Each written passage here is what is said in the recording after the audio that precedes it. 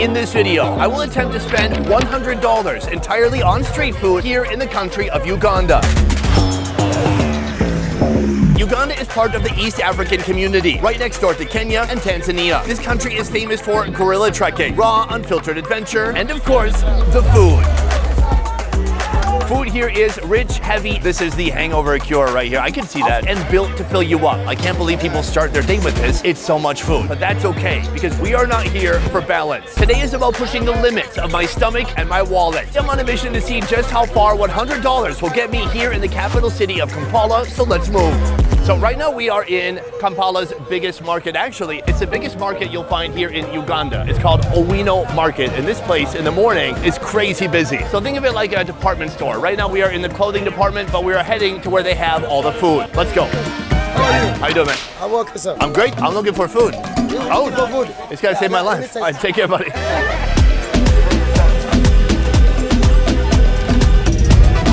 So right here you can see this is the shoe market, but if you look just beyond it over here, that is the meat market, right there. Everything in one place, very convenient. Already after 2 seconds, I found something very interesting. We've just come to a nut grinding station. Right here, a man has huge containers of ground nuts. Over here, it looks like a giant vat of Jiffy peanut butter. So he takes all these nuts, he puts it in different containers, and these are gonna be sold just like this for people to make with a stew or whatever they're cooking for the day. Very cool, it smells amazing. I just wanna put my face in there. Screw a cold plunge. Peanut butter plunge. So we have just entered kind of a peanut factory or a peanut processing area. I had no idea peanuts were so prevalent in Uganda. Right behind me, this guy has a giant machine. It looks like it's both cooking the peanuts and grinding them at the same time. Oh, okay. I don't know what happened, but I've been put to work. So all these peanuts, okay, come over here. So right here, again, we have the final product. It's not just peanuts. Sometimes they're actually also mixing in sesame seeds too. It's so thick and viscous. You have never smelled a place that smells like this. Okay, next thing. Oh.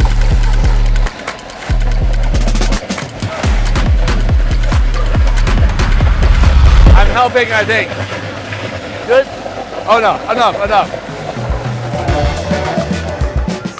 All right, folks, we have our first breakfast food right here. Our chef is Robert, and he is gonna take it away. This is an iconic street food here of Uganda known as Rolex. He's got his rolling pin here. The dough is just made from wheat flour, water, and a little bit of salt. He rolls it, and then he has a piece of cardboard just absolutely soaked with oil. That's what he uses to keep reapplying small amounts of oil. And he puts on a huge amount of oil. He gives it a little bit of a flip, and he puts on 3 more layers. Now, this is called a chapati. With our chapati complete, it's time to get into the egg portion of this dish. He cracks an egg into a cup, and then another egg. Next, some chopped green peppers go into the cup. Then he dices up a shallot. From here, he grabs some cabbage. Then a little bit of chili powder. From here, he beats his eggs. He hits it with a little bit of oily cardboard. Oh, wow, it's a lot of oil. All right, here we go. He puts it on the flat top. So this is kind of like a Ugandan omelet. He gives it a little bit of a flip, and there we can see golden brown egg on the one side. From here, he takes a chapati. He puts that over the egg, and then he's gonna give that a whole thing a flip.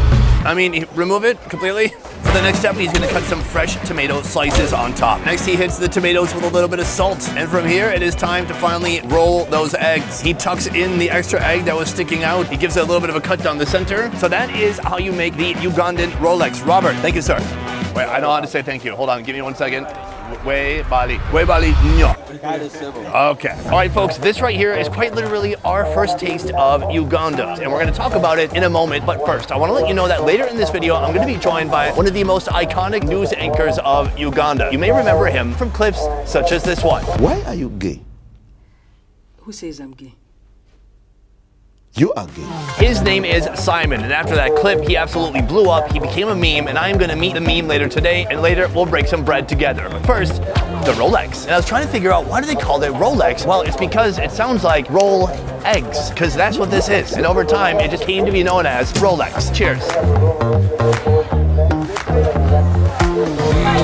That is good. A lot of tomato. Beyond that, the oil, very present. It tastes like fried bread. It tastes like fried eggs. Everything that's fried and delicious.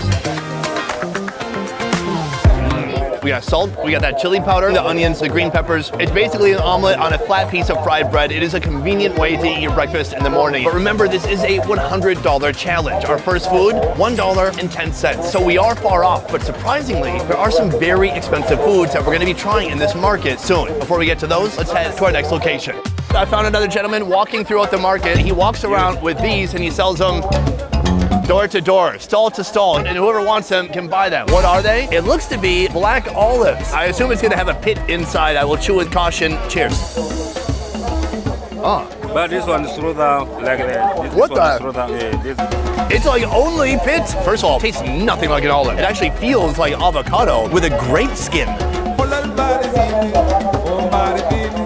Uganda, where that Rolex is not a Rolex and the olive is not an olive. It's very unique. This is 5,000 in the local currency. In USD, it is $1.40. More expensive than our Rolex. Is that the normal price? It's the normal price. I like when people's voice goes real high like that. I just want people to see what happens when you split it open. It is green on the inside. It feels like avocado, but it has this really brittle, almost like a grape skin, but not sweet at all. Meanwhile, there's just a huge seed. It's a kind of a mild taste. It tastes like creamy avocado. What's not to like? And evidently the seeds, you just spit them out. That's what he's been doing. I am gonna keep this and I'm off to our next food. Thank you. Boom, we have come to the lunch cooking area. It is about 10:30 right now and this whole market is just full of smoke and pots and stews, everything getting ready for the lunch rush, which will happen in an hour or two. Behind me, Maimuna. Maimuna? Oh, and her friend. Nice to meet you. This is her whole kitchen right here. And right now she is preparing a chicken stew. Right here we have kind of the stew or gravy. That is full of tomatoes, eggplant, onions, and green peppers. And she uses this piece of wood, like a wood spatula, to break up all the vegetables. And soon that will join this right here. This is a pot full of chicken drumsticks and thighs. While we're waiting for that tomato stew, I want to show you something else. Right here they are grilling what looks to be lamb or goat. But take a look at that grill. This is the outside of a fan being repurposed as a grill. Traeger, eat your heart out. You got nothing on the outside of a fan. The time has come. Slowly, the stew is put in with the chicken. After adding a little bit of stew, she gives it a bit of a mix. Some of the stew makes its way into here with some of these green peas, and all of that gets a nice mix. So the chicken stew is gonna need another couple of hours to cook, but when it's done, we're gonna try it out. I broke into another kitchen. Hello, ma'am. Uncomfortable laughter. What's your name? Sarah. This is like a breakfast spot that's kind of winding down for the day because she's almost sold out. She has about 7 different pots of food, 3 different carbohydrates, and various meats. First of all, right here, green banana. Yes? She hates me so much. Right here, we have a potato stew. Right here, liver. Right here, beans. Right here, a peanut stew. Right here, beef. And then under here, we have some rice. Sarah is gonna make a nice plate for me right now. Sarah, can I have one plate, please? I'll pass, please. She puts 1 green banana, 1 potato, then she comes over here. She hits it with a little bit of rice. Then we're at the beef stew station. She gives me some nice beef cubes, then wets my rice with a beef broth. After that, a scoop of peanut stew. From there, some beans join the chat. And finally, a bit of a cabbage salad on the side. It looks amazing. Sarah, thank you so much. I will leave. I promise to never come back. All right, bye-bye. All right, folks, our third food of the day is called katogo. Now, katogo means a mixture of foods together, and that is exactly what we have here. It's so much food. Everything you see on this plate right here is $1.40. Right, that's how much I paid for those black olives. Pretty sure the black olives should be a little bit cheaper than that. All right, let's talk about what's on the plate. Right here, we have kind of a peanut stew that's been draped over the rice. It looks gorgeous. That's good. It's less peanutty than I expected. Savory, it's like a nice, thick, delicious gravy. Now, I do believe one of the ways they're able to keep this so cheap is with the lack of meat. This is the only real meat right here. This is the beef from the beef stew. It's been boiling so long, it looks like all the fat has boiled out of it. Let's give it a shot. Still good. It still has a nice texture and a good flavor. It's just a little bit more chewy. Beyond that, something that I've seen a lot here already are the beans. Here, I'm gonna mix the beans with the banana. Oh, take a look at that. What a combination. Does it taste like a banana? No. It's a very starchy banana. It's more like a potato than an actual banana. Beyond that, the beans The beans are starchy, they're a little sweet, and they're a good partner for that banana. I'm very impressed so far. This is food that takes skill, love, time from early morning until lunchtime so people like me can enjoy it in a few minutes. That woman, she's put all of her heart into this dish. She's got nothing left to give me. She cracked a smile at me and it almost took her out. It was almost too much. So this is our most substantial breakfast of the day. Next, we're moving on to lunch as I invite my friend to join me. Simon, put her there. Oh, good to see you, Sonny. Thank you for joining me. I'm excited to have you here. You are kind of a legend. I mean, I am just a simple Simon. in a little bit, I want to talk a little bit more about how you became a meme. But first, let's talk about the food. We have a dish I wasn't expecting to find in Uganda. It's called pilau. Pilau is found all over the world. I also had pilau in Afghanistan. So what is Ugandan pilau? Pilau is a combination of rice and beef, well fried and served hot. Ugandan pilau is a rice dish typically cooked with fried onions and masala, but this vendor takes it a step further by frying the rice itself. On top of the rice, they add a familiar beef stew.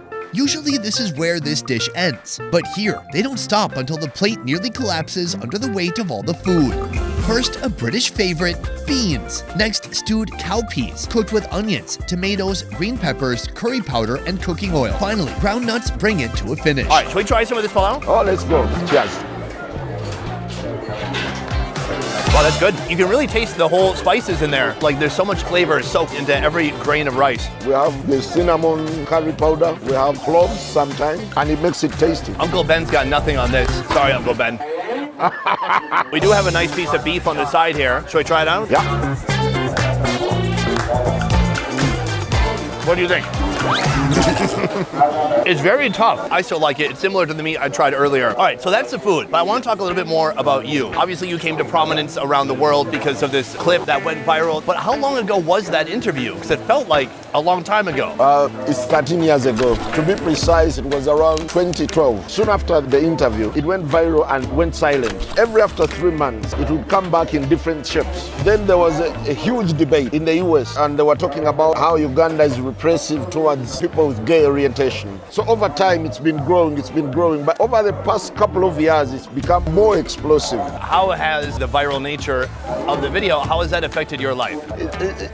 Sometimes I tend to downplay its impact. Albeit later, I realized that I needed to cash in on it. I'm doing cameos lately. For those of you who don't know, Cameo is a website where you can go pay money and have celebrities or someone like Simon right here read a script or wish someone happy birthday or whatever. How many cameos are you doing a week? Roughly, let's put it at 20, 30. And it's always just right to the point. Ask my friend why he's gay.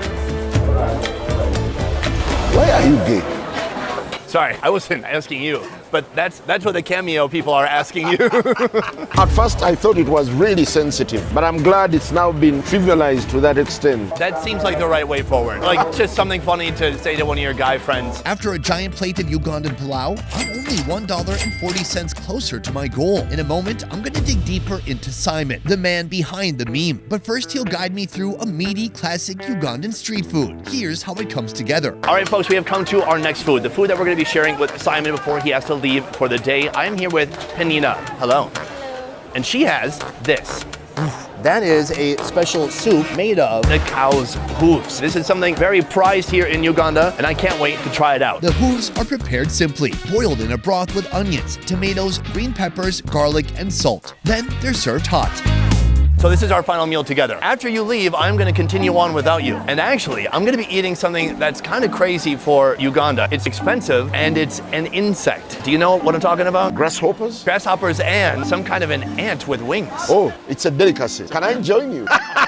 Hey, if you stick around, why not? So we have a new meal right here. We're gonna talk about this in a moment, but first I wanna hear your take on Ugandan cuisine in general. What do you think makes Ugandan cuisine Ugandan cuisine? One, we don't do a lot of frying. We love boiling. Two, the tools that we use, the saucepans, and the way we cook using charcoal stoves and firewood, it's well done. We don't do raw stuff here. Now, this is a very good delicacy, especially for people who hang out in the evening.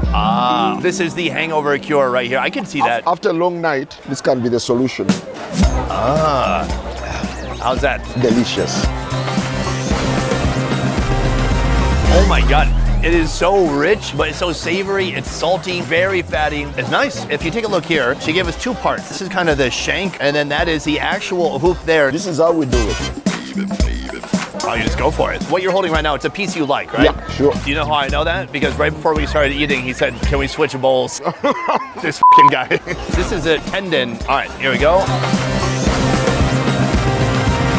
It's so gummy, it's so salty, and it's just taken on all the flavor of that broth. It's very good. So right here, we have the skin, which is really softened up. I'm gonna try just eating it like a piece of corn. Wow, it's so rich. The skin is thick but chewy, a little leathery. I want to teach you something. Get that bone and suck the stuff out of it. It's nice. You'll love it. I have a quick question for you. Why are you gay? Out of everybody in the world, this guy just looked me in the eyes and he said, take that bone and suck it. Does that make you gay? That is gay. So this is what would have been sucked from the inside of the bone. It's already fallen out. That is the bone marrow. Buttery, smooth. I could definitely see if you're hungover and the next day you're feeling kind of depleted. In the USA, we might drink a Gatorade. Here, this is Gatorade on steroids. Before you go, I want to ask you a couple more questions. The meme, it's raging on right now. It seems like you're more viral than ever. Is it going to fade away soon? Do you want it to fade? Not really. Somehow I've gotten so accustomed to it to the extent that sometimes when I'm walking with my family, some people will bump into you and shout, why are you gay? At first it was embarrassing. Of course. But over time, my kids have gotten used to it, and I wish it would stay forever. I have one more question for you. Can I call you Mista? Simon, shake my dirty hand. Thank you so much. Can we do soup? One spoon? Cheers. Cheers. So good. All right, folks, we are saying goodbye to Simon and saying hello to our next street food right here. This is something I did not expect to find here in Uganda, but today we're gonna get a little buggy bite of goodness. Right here, grasshoppers. Now, grasshoppers are a unique delicacy in Uganda for a couple of reasons. One, because of how rare they are. You see, grasshoppers here only have 2 seasons. Outside the season, no grasshoppers. And actually, right now it is the low season, so we are very fortunate to have stumbled upon these. For everything you see right here in these leaves, it costs $27.50. That's outrageous. That is how in demand these grasshoppers are. I'm gonna try it out, but I wanna try it out with a friend. Ma'am, do you like grasshoppers? I like them. Why do you like them? I like them because they are too sweet. They come in different seasons. Can we try some grasshoppers? Thank you, I'm humbled. She's making eye contact with the camera. It tastes good? It is tasting so well. They are well fried. I'm gonna grab some right now. You can see against my hand, they're kind of yellowish brown. They're pretty tiny. Let's give it a shot. How are they tasting? They taste so good. So good. It's like peanuts. Peanuts. Okay, that's great. I think that means, no, it's not like peanuts. It's a little bit sweet. It's very salty. It's fried, so they're crispy. Plus you taste the oil too. It's a good flavor. So those are grasshoppers. But this is not our final insect of this video. In fact, there's another strange insect that I've never tried before that folks are eating here. It's an ant, but it's the type of ant that's scary. These are ants with wings. We're gonna be trying them later, but next we're getting back to that chicken stew. Let's move. And our goal of hitting $100 worth of street food here in Kampala continues. Right now I have come to another kitchen run by this lady. Hi. Hey. Now earlier we got to see that chicken being made as it was mixed with tomato sauce. Now here we have the final product. This thing has been stewing for hours and it looks absolutely gorgeous. Can I be honest with you guys? It's a different place. It's the same recipe. The place before it was all legs and thighs. This, we've got whole pieces of chicken. We got breast, we got wings. Folks, we have our next food right here. One thing that's very unique about the chicken here is that it is expensive. In fact, for an entire live chicken, it's about $14 here in Kampala. That's wild because if you go to Costco in the USA, you can pay $5 or $6 and get an entire chicken that's already cooked. That being said, I'm excited to try this out. Let's give it a shot.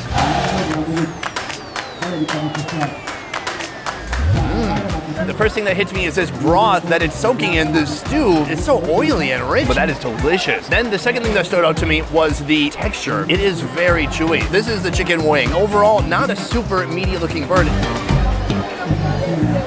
It's got some spring. It is not soft, it is not succulent, but it is absolutely delicious. But let's talk about the price. Everything in this bowl, it costs $5.50. Fairly expensive, but is that gonna help us get to our goal of $100? Actually, we have one more surprising food in store. A food that is one of the most expensive foods that you will find at this market. We're gonna go buy that next and see if it puts us over $100. All right, folks, right here we are building up to the absolute strangest food of the day. Also, one of the most expensive. It resides right here within this leafy package. You might see some of them are already leaking out. Oh, there's one of them right there, and there's some right there. Those are white ants, a rare insect, something difficult to find in Uganda, and something certainly expensive to buy. So this leafy parcel is absolutely full of these ants. Probably half of them are dead, but the other half, very alive. Before we eat these, I really want to discover how many are in here, because it may be millions. Oh my gosh. Oh, how is this gonna work? Oh my Lord. Oh, take a look at that. Already, it looks delicious. No, wait, what? This is food? Oh, take a look at that. This thing is absolutely full of ants. In reality, these white ants are actually African termites. Here, termites represent a valuable source of protein and fat. In fact, they contain even more protein than beef. To collect them, nets are used to gather the winged treats as they take flight during migration. Here's the best part of this food. It's eaten raw. I'm gonna need some help on this one. Could you come over here? Hello, ma'am, how are you? I'm fine. You like ants? Yes, I like too much. Why do you like the ants? They are sweet. They're sweet. Okay, and I was hoping you could show me how to eat them. Oh, whoa. Oh my gosh. I thought she was gonna take one. She just took like 50 all together in a big clump and ate them all. And now she's picking them up one by one, like eating crumbs from a cake. I'm gonna eat some of her crumbs here. You can see that's a nice sized one. They're all winged, but you're supposed to eat the wings. Cheers. Oddly enough, it tastes a little bit like saffron. They feel absolutely bizarre. It is warm in here. These guys have been cooking all day. Right there. In my fingers, they feel super silky. We're gonna go for it together. You ready? All right, cheers.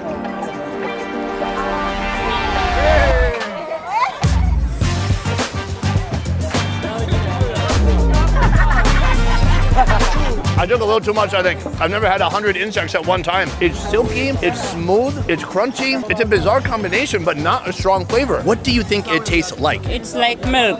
Milk.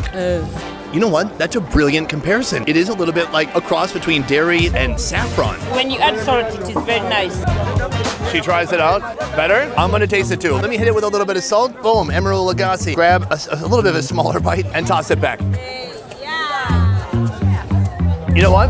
Better. It brings out a little bit different flavor. I gotta say, I'm very impressed. This is one of the most weird, unique food experiences I've ever had. But somehow, at the end of it, it's amazing. When you woke up this morning, did you know you were gonna eat some delicious white ants? No. I did, because it was on our schedule. But I'm glad we could share this moment together. It's okay, no problem. All right, I was hoping for a little bit more of a connection than that, but I'll take it. In a moment, I'm going to reveal how much money we spent today on street food. But first, I want to say a huge thank you to Nicholas from the YouTube channel, Eating the African Way. Nicholas introduced me to all the foods we saw today and many of the foods we have coming in our future Uganda videos. Go give him a follow on YouTube to learn more about his fun food adventures. Now, let's get back to the money. After a full day of eating street food here in Uganda, I managed to spend $62. Not quite 100, but a lot more than I expected. Most of that coming from those rare delicacies, the grasshopper and the white ants. So that is it for this video. We have a lot more coming from Uganda. Thank you so much for watching. I will see you next time. Peace.